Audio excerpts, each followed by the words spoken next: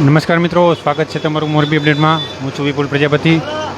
દર 15 દિવસે એકવાર સફાઈ ઝુંબેશ અંતર્ગત આજે મોરબી મહાનગરપાલિકા દ્વારા ગયા વખતે જે કમિશનરે જાહેરાત કરી હતી કે પછાત વિસ્તારોમાં પણ હવે આગામી સમયમાં સફાઈ ઝુંબેશ હાથ ધરવામાં આવશે, અને અનુસંધાને અત્યારે મોરબીના વિસીપરા વિસ્તાર જે છે તે વિસીપરા વિસ્તારમાં અત્યારે સફાઈ ઝુંબેશ જે છે તે હાથ ધરવામાં આવી રહી છે. તમે જો બાવળના કાંટા, બાવળ સહિતના જે છે તે પણ અત્યારે કાઢવામાં આવી રહ્યા છે. એટલે કે કમિશનર, ડેપ્યુટી કમિશનર અને સફાઈ કર્મીનો સ્ટાફ અને સ્વૈચ્છિક સંસ્થાઓ જે છે અને અહીંના સ્થાનિક લોકો પણ જે છે તે પણ અહીંયા સફાઈ ઝુંબેશમાં જે છે તે જોડાયા છે. એટલે અત્યારે જે ધોળેશ્વર સ્મશાન જતો રસ્તો જે છે તે રસ્તા ઉપર અત્યારે આ સફાઈ ઝુંબેશ કરવામાં આવી રહ્યું છે.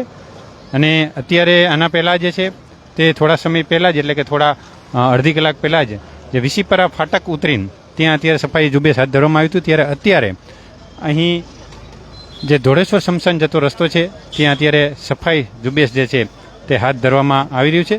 ત્યારે તમે જોઈ રહ્યા છો કમિશનર સહિતનો સ્ટાફ જે છે તે જે પ્લાસ્ટિક હોય તેને પણ જે છે દૂર કરી રહ્યા છે. અને અહીંયા જે કચરો જે છે, કચરાના ગંજ છે તે પણ આજે દૂર કરવામાં આવશે.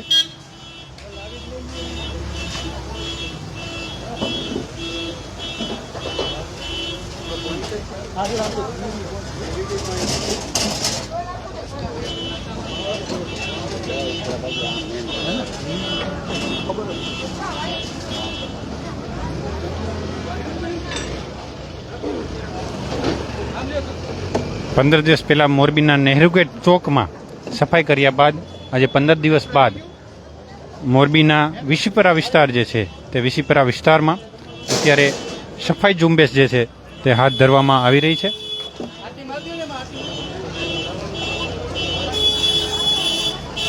તમે જોઈ છે બુલડોઝર દ્વારા પણ જે છે તે સફાઈ કરવામાં આવી છે.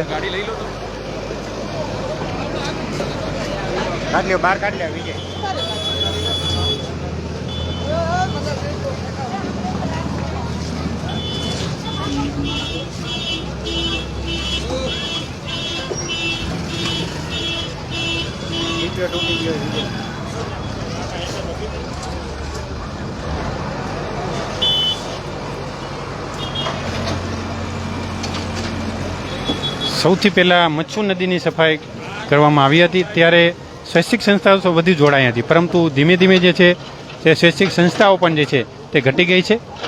અત્યારે માત્ર ગણ્યા ગાંઠિયા જે સ્વૈચ્છિક સંસ્થાઓ જે છે તે અત્યારે જોડાઈ છે.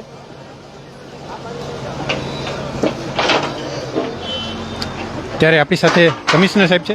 સાહેબ, આજે જે તમે ગયા વર્ષે જાહેરાત કરી હતી કે પછાત વિસ્તાર પણ લેવાશે, આજે વિસીપરા વિસ્તાર લેવાશે, કેટલીથી કેટલું સફાઈ કરવામાં આવશે, કેટલા સફાઈ કર્મી શું કાઢશે?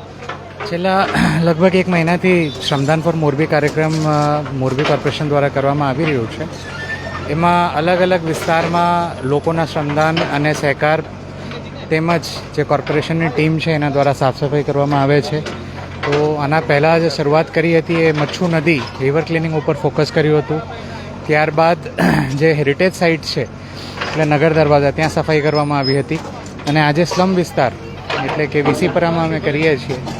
અને ઘણીવાર એવું થતું હોય છે કે સ્લમ વિસ્તારમાં ક્યાંક ને ક્યાંક સફાઈ એટલી સારી રીતે થતી નથી, તો એનાથી ટીમ પણ મોટિવેટ થાય કે અહીંયા સાફ સફાઈ કરવાની ખાસ જરૂર છે.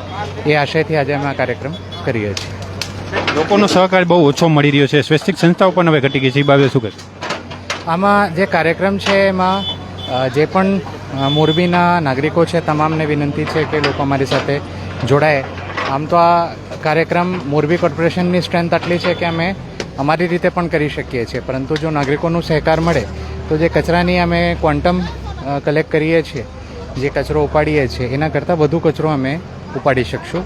અને સાથે સાથે જે અહીંયાના રહેવાસીઓ છે એ પણ જો અમારી સાથે જોડાય તો અમને વધુ સારું આઉટપુટ મળી શકે છે. ભાઈ, બહુ ઓછી થતી હોય એવી પણ ફરિયાદો છે, શું કહેશો આ બાબતે? હવે આગામી સમયમાં અહીંયા કેવો પ્લાનિંગ કરવાનું? રાજ્ય સરકારશ્રી દ્વારા 20 કરોડનું આયોજન મંજૂર કરવામાં આવ્યું છે, જેમાં સફાઈ માટે પણ વિશેષ આયોજન મંજૂર થયું છે.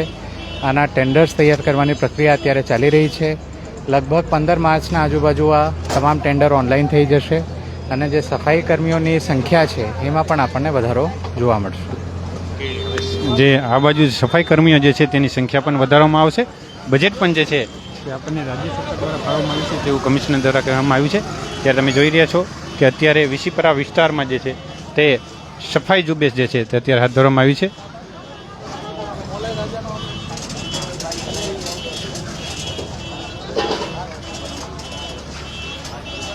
ત્યારે ખૂણે ખૂણો જે છે તે અત્યારે અહીંયા સાફ કરવામાં આવશે.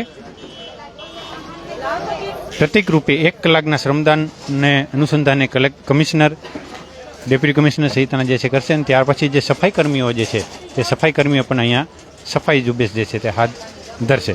નવી અપડેટ સાથે ફરીથી મળીશું. ત્યાં સુધી જોડાઈ રહેજો. મોરબી અપડેટ સાથે ખૂબ ખૂબ આભાર.